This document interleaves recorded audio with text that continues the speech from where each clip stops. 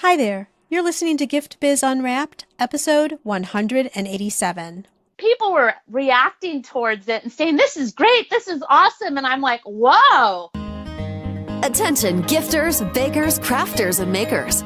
Pursuing your dream can be fun. Whether you have an established business or are looking to start one now, you are in the right place. This is Gift Biz Unwrapped, helping you turn your skill into a flourishing business. Join us for an episode packed full of invaluable guidance, resources, and the support you need to grow your gift biz. Here is your host, Gift Biz gal, Sue Monheit.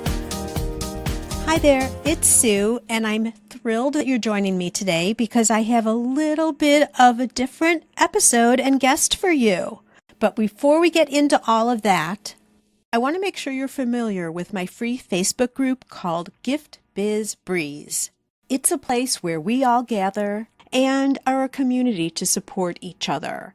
I've got a really fun post in there that's my favorite of the week, I have to say, where I invite all of you to share what you're doing, to show pictures of your product, to show what you're working on for the week, to get reaction from other people, and just for fun because we all get to see the wonderful products that everybody in the community is making.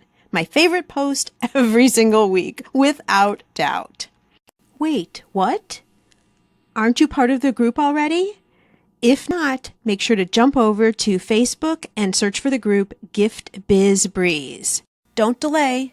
Come join us in Gift Biz Breeze today.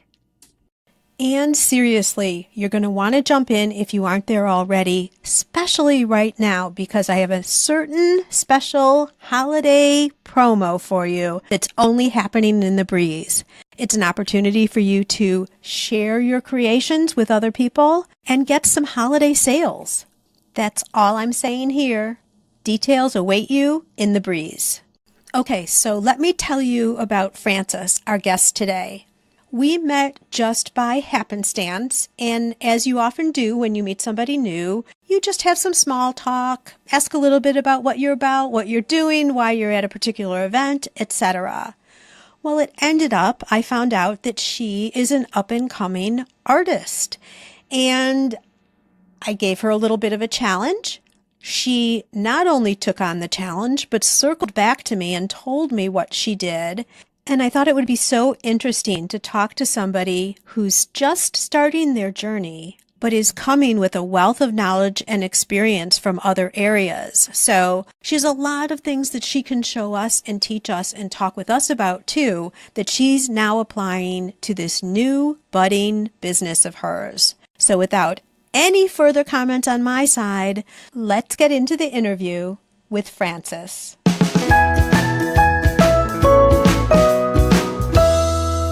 Today, I am so excited to introduce you to Frances Castro. Frances is in the process of starting her own business. Her dream is to make a living income with her art. It's such an exciting time when you're starting your business. Her company is going to be called Francesita by Frances. Frances works on canvas and upcycles furniture. Actually, she'll tackle just about anything that will take paint. Bright colors and whimsical themes are fundamental to her artwork, as she has been influenced by having lived in Central America for several decades. Frances's personal goal is to transmit sunshine through every piece she sells. Oh my gosh, I love that visual, Frances. Welcome to the Gift Biz Unwrapped podcast. Thank you. I'm so excited to be here today and share a little bit about my art. Yes, I love the fact that I'm catching you right in the beginning. I think this is going to be such an interesting conversation. And even for people who have gotten started, just to hear from you and the energy and the excitement of when you're creating something fresh, I think is going to be so enlightening for everybody. So I cannot wait to get to that. But before we do, it's a tradition here for me to ask you about a motivational candle. So if you were to describe yourself by color and quote, what would a candle look like that speaks all Frances? My candle definitely would be red. Red is a vibrant color full of vitality, and it represents me on a personal, deep level because it signifies determination, courage, and an interesting word that I found while I was searching to know the significance of the color red. It means survival. Ooh, and why is survival important to you? It's a part of my narrative. In fact, art came into my life through a life-changing event that I really wasn't expecting, but it taught me about courage. And that's another thing that is important in my art. And that brings me to my quote. And you never expect for me to bring a quote from this person, but John Wayne actually said something that has stuck with me from the very first time I ever saw it. And he said that courage is being scared to death, but saddling up anyway. Isn't that great? I love it. Yes, I've never heard that either. You're right. You just go through and you do it anyway. That's courage, scared, but going forward. That is completely courage. I agree with you. So talk to us a little bit about how art came into your life. Were you always, even as a little girl, loving art and that creative side? Yes. From a small child, I loved my crayons and my watercolors. I grew up in Tucson, Arizona, and they had an art contest in the newspaper. And one of my drawings, which was about the cactus in the Southwest, motif, I entered it and I was actually picked, and I was so proud of myself. I must have been about 9 or 10. And throughout my high school years and college, I was always interested in anything that had to do with arts and crafts. I was always at the craft stores, and I moved to Guatemala in 1992, and I continued with my crafting, but I wasn't painting. I was just crafting, making things. And I was so influenced by the textiles and the artisans that are there. There's great artwork to be found in Guatemala. There are wonderful textiles, and it continued to develop in me this desire to paint, but I didn't have any paints yet. So were you just testing out different mediums, and this was maybe your experimental time of, what did you really love? You knew you were a creator of some sort and an artist of some sort, but you were trying like different mediums and different styles and all that? Yes. And then in 2014, I finally decided to buy some cheap acrylics. I sent one of the people that worked for me, because I had a business. I ran a boutique hotel in Guatemala, and I bought some cheap acrylics, and I got some bottles, and I started painting the bottles because I wanted to see if I could do that, if I could work that medium, and I fell in love with it. And then my life gave what I would call a 180-degree turn that I wasn't expecting. And I found myself back in the United States in September of 2014. And I had to start from zero, begin a new life. And that was not easy. I was kind of in a state of shock trying to register, because things happen, life happens. And it was my turn to face a challenge. But one of the greatest things that can happen to a person is when you're faced with adversity, you can find opportunity to transform into something new. And I started going to art therapy classes. And that was the very first time that I came across canvas. And I started doing paintings. And I fell in love with it. I felt like that was something that was healing my soul. And I started trading my art for money, because I wouldn't call it a business, but people were actually liking my stuff. I would post it on Facebook and everybody would go, "Oh, wow, are you selling that?" And I go, "Well, not really." And then they said, "I want to buy it." And I was like, "You really want to buy my art?" And then I thought, wow, this is an avenue that I never, ever considered. But at the time, I was back in school at the University of Arizona, because I had went back to Tucson, where my family lives, my parents. And I went back to school, so I didn't really have any time to work on my art, but it was always in the back of my mind. And sometimes when I get stressed out from classes, I'd get a little canvas and I'd do a little 8x10 just to get that stress off of me. And it's always worked, because I find that art is a mindful practice. It keeps you in the present, and it keeps you focused on something, because you can't paint and have your mind flying somewhere else.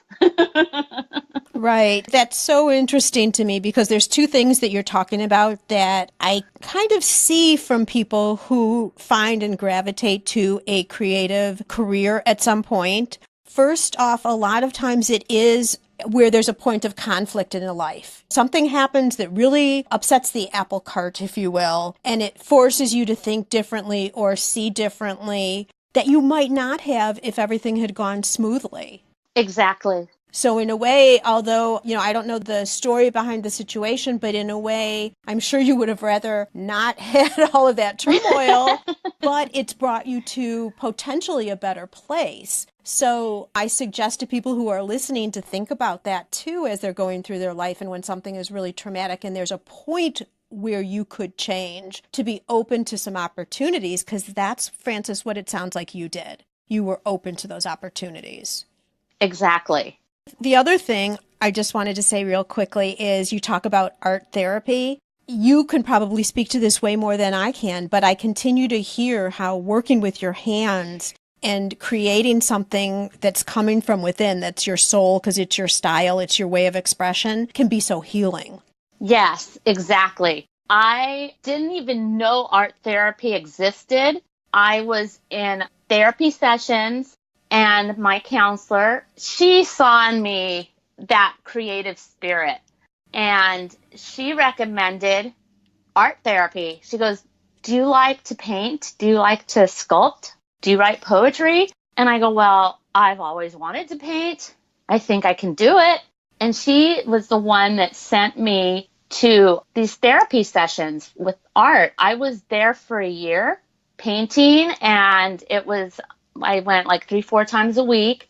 And definitely I felt that I had more healing from the actual art than I did in the talking sessions. Oh, interesting. But in that, you're healing yourself, right? Because you're expressing yourself. It's not someone necessarily talking you through everything. Yes.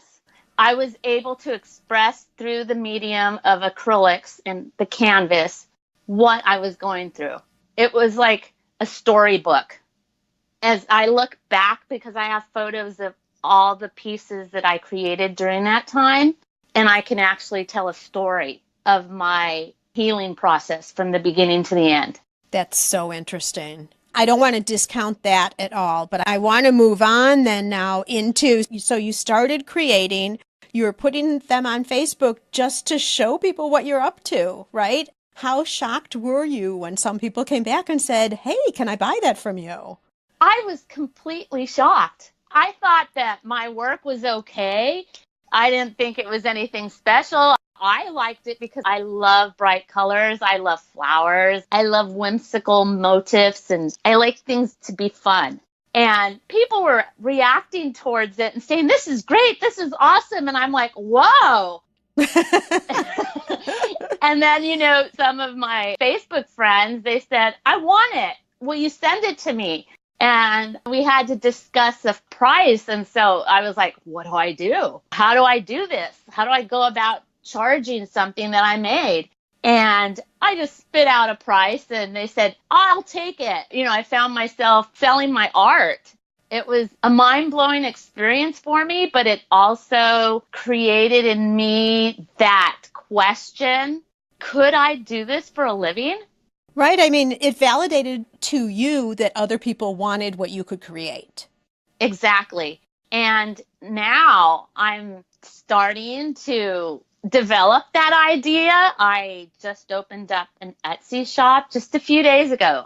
I know. Okay. I'm so excited about this. I'm sorry. I don't mean to interrupt you, but that's okay. Can you go to where you flipped the switch? The time. So this is like within the last several days, a week. I'm not sure. But what was your mind when you flipped a switch and said, "Okay, I am going to formalize this now and I'm starting a business"?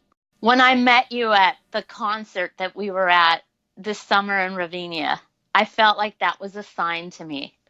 Really? So let's share with everybody what happened. Do you want me to tell the story or do you want to tell the story? Go ahead and tell your side of the story, and then I'll add to it. Okay, good. We'll see how this works. Okay. So my aunt was in town. Shout out to Christy and Rob if you're here listening to the podcast, and you better be. we went to Ravinia to listen to the Chicago Symphony. This is an outdoor concert area right in my community, but it draws in people from all over Chicago. And by accident, we got there too early, so we had to wait in line for an hour in the sweaty, hot 90-degree weather, whatever it was then. And you guys also came relatively, I don't think you were waiting as long as we were, but we were right in line together, and you had the cutest outfit on. So we started talking. I think we started with your shoes. Exactly. Okay. And so one thing led, as conversations do, and this just goes to show, talk with people around you because you never know what's going to happen. So one thing led to another, and we started talking, and then we started to get into your story, Frances, and you pull out your phone and you show me your furniture, which is so beautiful.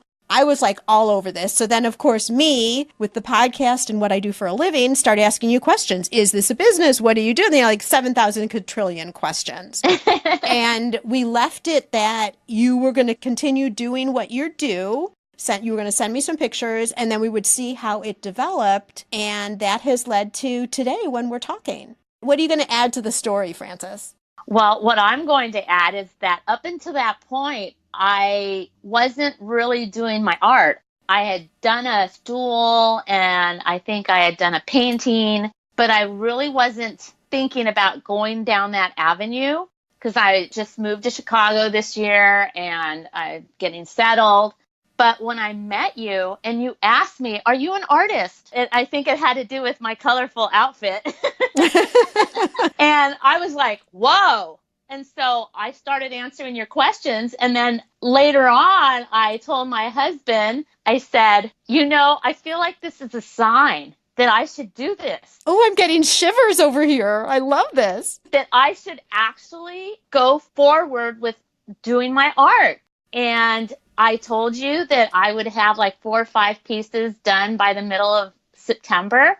So by saying that out loud, I was being held accountable to my own promise. And I started working on different projects. I painted a chair. I did a jewelry box. I did a couple of other things. And I said, I've got to do this. And I started looking into Etsy. I haven't been on social media for quite a while. So opening up the Etsy was something big. And now I'm thinking, I should go on to Pinterest and start putting my stuff out there. And then I started listening to your podcast and getting ideas from different people and seeing how I could actually make a sustainable living, creating something from my hands that can bring, like I said earlier, a little bit of sunshine into each person's home that, supports my business. Well, and sunshine into your life too, because you've already shared how much that helps you in terms of just taking your internal and bringing it out and, your happy colors and all of that too. So it's rewarding on both ends for sure. Have you already established and registered your business already? So Francesita, am I saying it right? Yes, Francesita. Francesita by Frances is already registered as a business? It's registered as a business on Etsy. I opened a shop, but I haven't done any business paperwork, like outside of Etsy. Mm-hmm. So that's something you'll definitely want to get done just for government, all of that. But let's talk about Etsy now. What has been your experience? And you just put this shop up, right? I just put it up. I had never even been on Etsy before. I've been off of social media for so long that I have become kind of unacquainted with everything that's going on now as far as online sales. So you have a whole world of learning to get started with. Yes, exactly. But I do have experience in sales. I did a lot of marketing and sales in Guatemala with the businesses that I had. I was very successful. And so I think if, I was able to do it there, I can do it here. Absolutely. And you're so personable. I mean, Gift Biz listeners, you can hear it just through her voice right here. It's that magnified in person for sure. So, all right. How did you find the process of setting up the shop? Was the platform easy to manage through, uploading photos, getting everything established? What was your experience there? It was very easy. It's black and white. You just go on, you open up your account, You start uploading, and the uploading process was very quick. Everything is explained to you in minute detail.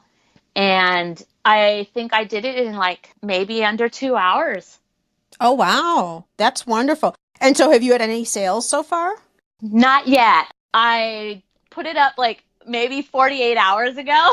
Oh, man. Okay. So I need to go and do some research on how to make my Etsy visible. And that's why I felt like I need to open up an Pinterest and start to get back on social media to promote my online shop. Absolutely. And you've got it exactly right. On social media, what you'll do is you'll drive everybody over to your Etsy shop. Exactly. Instagram too, for sure. Instagram.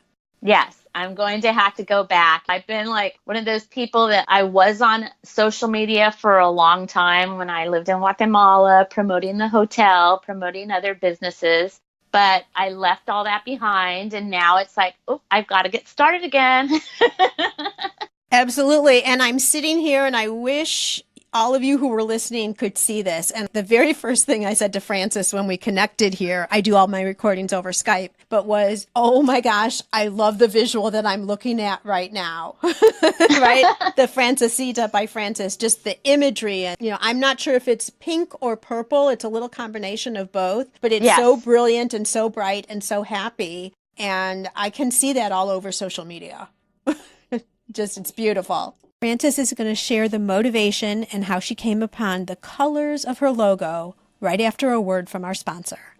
This podcast is made possible thanks to the support of the Ribbon Print Company. Create custom ribbons right in your store or craft studio in seconds. Visit theribbonprintcompany.com for more information. I love bright colors, and it has to do with the time that I lived in Guatemala. Anyone that's listening on the podcast has been there will understand exactly what I'm talking to. The textures of the textiles and just the colors, the bright, beautiful, vivid colors. I put them into my artwork. And also, I had mentioned a little bit when I wrote to you about my grandmother. She was a quilter and she was a crafter, and she did everything always with bright, beautiful, vivid colors. And I think color is something that livens up any space. It brightens any mood. When you see something just so bright and cheery, some people say, oh, that's so cliche, but I think it really does wonders for the soul. I totally agree with you. So let me ask you this, as an artist and someone who clearly knows how to put colors together, is this a fuchsia or a purple or a combination of both, maybe it looks like? It's a combination. There's a fuchsia and there was some blue that was put in there to give that purplish tone. Oh, gotcha. Okay. So, and Gift Biz listeners, you'll be able to go over to social media and see this. Is this imagery on your Etsy page too? Yes. Okay. So you can go look. Everybody who listens regularly knows there's a show notes page where you'll have all the links. But what I'm getting at, and what I think would be an interesting conversation, is you use color and are surrounded by color and have color in everything. How did you then narrow in and decide what your colors were going to be that were going to represent the business? So the branding side. I decided that I wanted to use, my name is Frances Castro. I'm of Hispanic descendant. So I wanted to tap into my culture. And I wanted to tap into what represents me. And I feel like those bright colors, the fuchsias, the reds, the greens, the purples, the bright pinks, the yellow, that all is representative of like this, I would call a woven fabric that is my life, that the different compartments of who I am as being a Latina, having lived in Guatemala, my love of art, my love of color. I wanted to bring that into what my page is so that people could see a little bit of my personality through the colors that I chose. And along the way now, those are the types of people who will be attracted to you too, because you've made a clear statement. So people who love that and love that style and love that feel are the people who are going to become your customers. It's that folklorico, folk art type of art. Think of Frida Kahlo, but it's not, like Frida Kahlo, but she loved color and I love color. And I love flowers, and I love everything to just be with sun and, stars and moons and just whimsical. Beautiful. Perfect. Okay, so now I want to go a little bit inside your thinking. You've got your Etsy shop up. You're waiting for that first sale, which will probably be maybe even while we're recording this show. You never know. But what's your thinking? Where is your mind right now? It's doing research to get my business to begin to thrive, to have a sustainable income, and developing more ideas of what I can do as far as business, because something has to be in demand. So as I'm growing, I can see through what people are purchasing, what is the actual object that's going to be something that will be a popular item that I can focus on, like, if that makes sense. Like, I do a lot of things. I have the chairs, I have the stools, I have shelves, I have jewelry boxes, but I want to see if there's going to be a certain object that I'm going to focus in on. That seems to be the one that most people are gravitating to and purchasing and are interested in. Yes. That's fabulous, because you're not putting something out there and saying, okay, this is what I have, buy it. You're saying, let's put these things out there. And then, as you're saying, research, and then you're going to just observe. What are people purchasing the most? What are they asking for? Because you might get calls and say, hey, I love this, but could you do it in these colors? Or could you make it smaller? Exactly.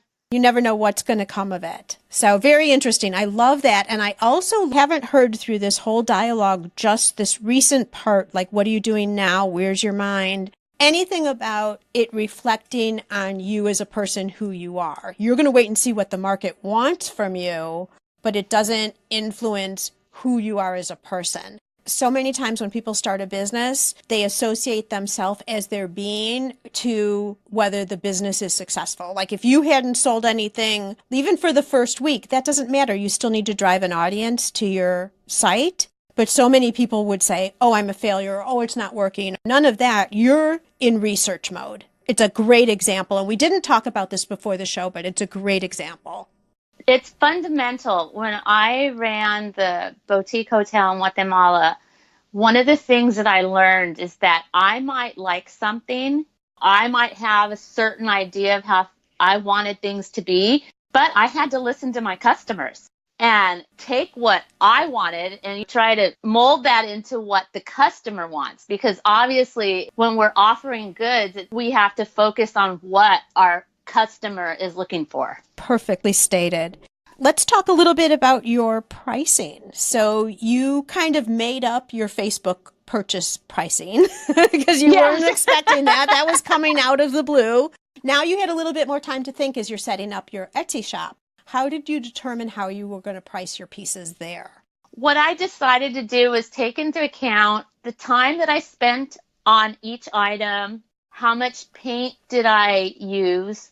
If I purchased this item, like as far as upcycled items, the price that I paid for that, and even including gasoline that I've used to acquire different items, and putting all that together and then dividing it up by hours and then saying, okay, this is my cost. And then from there, then I can make an estimate of a price for each item. And then put some margin in on top of that too.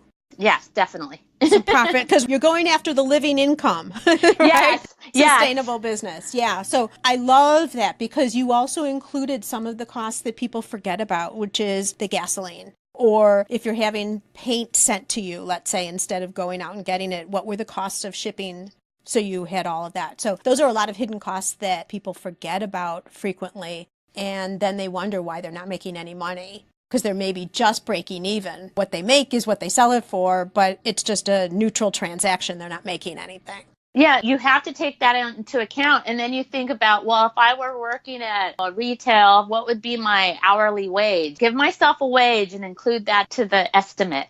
I will also say, and I'll be curious about your opinion on this, Frances, is you have taken art classes and spent a lot of hours just on your own, even from when you were little, learning how to create the techniques that you do. And some people who are makers out here are buying soldering equipment or other types of equipment where they've had to not only invest in their tools, but also invest in learning how to use them professionally in the best way. And that's valuable too. That's worth a monetary line in the whole buildup of your cost as well.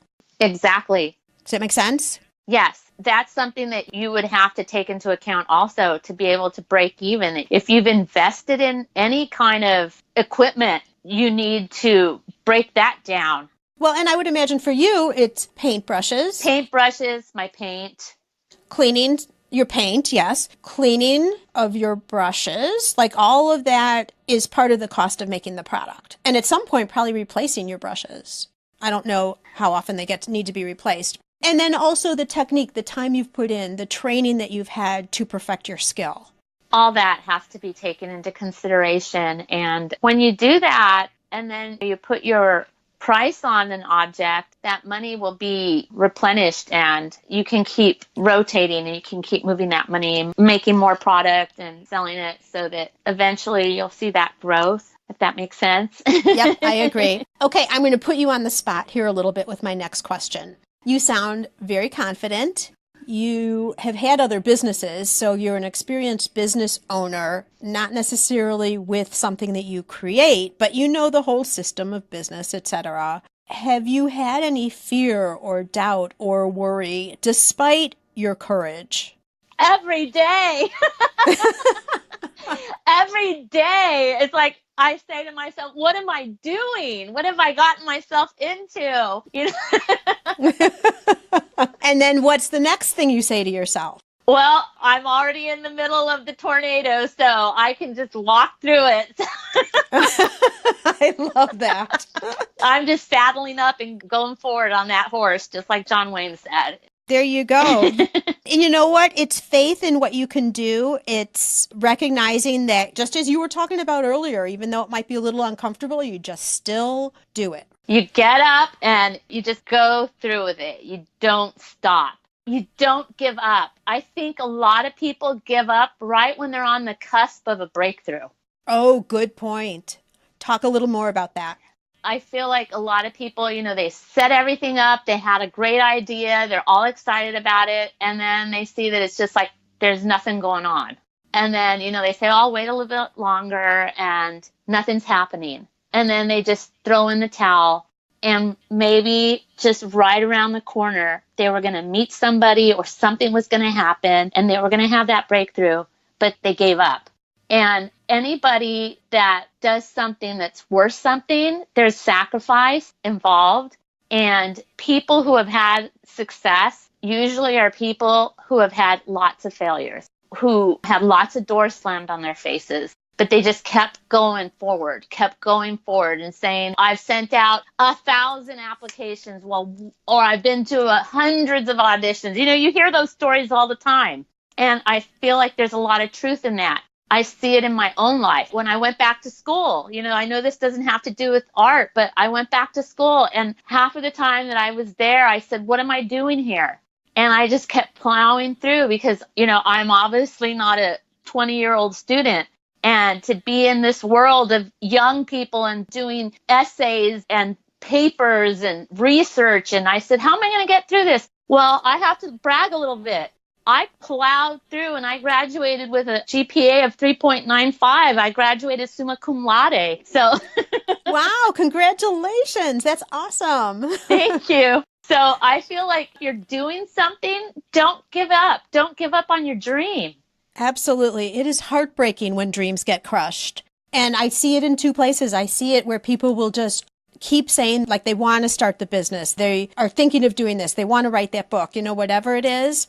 And it's always want. And they never take the action. And I think it's because of being fearful. And quite honestly, when we were standing in that line, Frances, I wanted to see if you were going to follow through. Well, because I do meet a lot of people who don't. They just always are talking. And my heart breaks for them because I know they're not proceeding because of fear. Something's holding them back in that way. There's other things that can hold someone back too, but most of the time they just don't believe in themselves enough. right? And to your point, you believe in yourself regardless. And if it doesn't work right away, you make adjustments, you make changes, whatever you need to do to get to that point of success. So that's the first place I see it. The second place is, again, just as you're saying, maybe it just hasn't worked the way they thought it was going to, and it's the fourth try or the fifth try. But what if it's the sixth try that really lands it? Right. And at some point, yes, if you're losing money over and over again, at some point you have to do something different. Don't just keep trying the same way and losing money the same way. Try something different to see what that magic potion is that's going to make it work. Exactly. I agree 100%. My husband said to me once that I was in the gift basket business for a while. And he was very supportive, but I kind of think back and wonder if he really thought it was going to work or not. It did. It worked very well, actually. But he's made a comment to me, which I thought was really good. And he said, Sue, if you're not able to sell these products, it doesn't mean the products are bad. It might mean the market just isn't there for you. It's like taking it outside of who you are, but it has to be the market because the market has to like and want what you have. So something else to consider as we're thinking about businesses, for all of us. That was really for all of our listeners. As you talk about research, because that's what you're saying you're into right now, is researching what the market's going to want from you, how you can adjust to accommodate the market, which means you'll sell more, researching, registering the business, all the business side and the creative side, and social media, getting people over to your Etsy site. Where are you going to find your information? When you say research, what are you doing research-wise? I'm on Google. I'm on YouTube. Good. Yes. Google has everything you want to know about anything. And I go on there and I delve into my subject. And then as I'm into one subject, I might focus in on something that I saw in there, and then it just grows and grows and grows. But I'm constantly on YouTube and Google researching, looking at what people are selling, what people are making. I do it on a daily basis because things are changing so quickly. And to be on top of it, I look to see everything that is being produced by the different crafters and artists, and that also influences in me, or it sparks in me like, wow, I see all this, but I haven't seen anybody do any of this yet. So it's analysis of your market and where you are and how you can be different, as well as resourcefulness on the business end of what you need to move forward. Yes, I use those. That's basically what I'm using. And I am sure like when I get back onto the other social media sites, then, I'll have even more information available to me. Absolutely. I think you would be perfect for Instagram stories. And I'm not sure if you know all of what that is yet, but I'm just going to leave it at that because that's a whole nother show. But I want you to think about that because you're so good at presenting yourself, because I've seen you face to face now and I'm hearing you talking here. But that was something that I was actually thinking about, because one of the things that I see on YouTube are a lot of DIYs. And so I thought, wow, maybe I could do something that involves my art, but also having a platform where I could actually talk to my audience. That's something that crossed my mind. I think you're perfect for it just by personality. Not everyone is, but I think it could just so easily flow for you. Not everyone is made to do that. I always tell people to, because I think they should be out there and showing who's behind the art that they create, but you're just a natural. So a little idea for you to contemplate. And it sounds like you already are. So what would be your recommendation for someone who is thinking that, they're doing some stuff on the side, they really enjoy it, they've had a little nibbles from maybe family and friends, just like you did back when, right? So they've had some interest in their product. What would you say to somebody who is contemplating making the switch and turning it into a business? I would tell them to dream. And when I say dream, I'm saying put in that determination, use that resourcefulness, your energy, your attitude, and your management. dream and do it. Go for it. Thank you so much, Frances. That was wonderful. And now, on behalf of myself and my listeners, I'd like to invite you to Dare to Dream. I'd like to present you with a virtual gift. It's a magical box containing unlimited possibilities for your future. So this is your dream or your goal of almost unreachable heights that you would wish to obtain. Please accept this gift and open it in our presence. What is inside your box?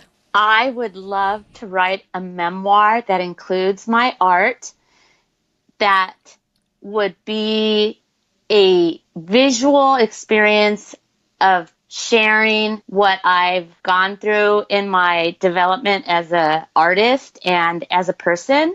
And I would love to do a TED Talk. Oh my gosh. Those are two super cool things to actually put together everything that you've gone through. It's kind of like an autobiography, but in an artisty way, I guess. Yes. I would yes. say. Have you been thinking about that for a while?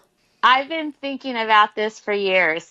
But as I developed these artistic skills that I didn't know I had, I started to dream about creating something that would include my art with what I've gone through as a person and professionally include it in some kind of media. I'm not sure, if it would be a coffee table book or small book. Who knows? But I want to write a book. Who knows? I want to include my art. I want it to be a memoir. And I've always dreamed about doing a TED Talk. There you go. Well, first off, on the book part, it all starts with the idea. So Yes. what it actually ends up being in physical life is one thing, but it has to start with the idea. So that is really exciting. And your TED Talk, you already know the topic? I would talk about how art changed my life. I want to include my artwork in my TED Talk and how it was therapeutic in my healing from a situation in my life that was life-changing. Oh my gosh. And it would be directed towards anyone who has come into a situation, whether it be personal, it could also be natural disaster, anything that turns your life around, and that you can use different mediums, and art can be one of them, to get you back on that road to recovery. Because it was for me, it changed my life. That sounds like that would be such a potent talk. Will you circle back with me when you do that? Because I know you will. Yes, You've already I will. established that you take action. When you have an idea, you do it. But yeah, definitely let me know, because I'll want to let all our listeners know about it too. Oh, I will. And, one of the things I want to say is, in order for something to come true, a dream to become reality, you have to speak it out loud first. Yes. It's more powerful than we think. I really believe that when we actually put it in a voice, not just think it, but actually put the words in. Just like you were saying, I don't even need to expand on it because you did a great job with that. So, all right. So you're going to let us know about that. And then also, can you tell us where is the single best place for anyone who wants to see your art, just see a little bit more about what you're up to, and the logo? Because we've been talking about how bright and beautiful your logo is. Where is a good place for them to go? You can visit my shop on Etsy. It's called Francesita by Frances. And you can see everything that I'm doing. Wonderful. And so then also on the show notes page, Gift Biz listeners, you know this already, I'll have links to social media sites, because we already know that you're going to start working on all of those, right? Yes. And then the Etsy site and all of that will be right over on the show notes page. Frances, I am just so impressed with you. From the moment I met you in line, who knew? Like, I had no idea all the things that you have going on. And I'm thrilled that you took action. I'm thrilled that you reconnected with me and are actually doing it. And I am so excited to watch you progress. Thanks for being here right at this point in your journey, because I think a lot of our listeners are at the same place you are, so they can really relate. It's really valuable for them to be able to see as you're starting and growing something new. So again, thank you for sharing everything with us today. I really appreciate it. Thank you very much for having me on your show. It was great. Before we all move on to our other activities of the day, I want to make sure you know about my newly released free masterclass. It's called How to Turn Your Hobby into a Business. How do you know if this is for you? Well, if you're starting a business right now, you've gotten that dream, but you're just not sure what steps you should be taking, this masterclass is for you. If you're already in business, but something just isn't clicking, it's not bringing in the sales, or it's just not performing the way you think it should, this masterclass is also for you. To check it out, just go over to giftbizunwrapped.com/masterclass. I look forward to seeing you over there. And of course, I'll catch you again next week on Gift Biz Unwrapped.